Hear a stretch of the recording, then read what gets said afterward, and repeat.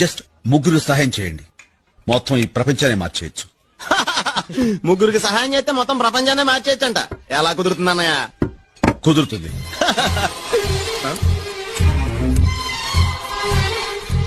ఇది నేను ఓ ముగ్గురు సహాయం చేస్తాను.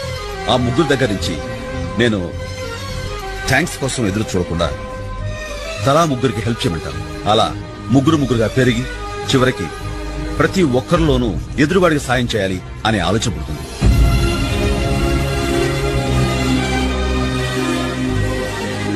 ఎవరో ముక్కు మొహం తెలియని వాళ్ళకి మనం హెల్ప్ చేసినప్పుడు వాళ్ళకు కూడా ఇంకొకరికి హెల్ప్ చేయాలన్న మనస్తత్వం తప్పకుండా వస్తుంది. ఈ ప్రపంచంలో మనిషికి సాయపడేది ఆ దేవుడు కాదురా, మనిషికి మనిషే సాయపడాలి. కరెంటు గాని బల్బు గాని ఆ దేవుడు కనిపెట్టలేదు. ఇంటర్నెట్ దగ్గర నుంచి ఇడ్లీ కుక్కర్ వరకు అన్ని మనిషే కనిపెట్టాడు. మనిషి తలుచుకుంటే ఏదైనా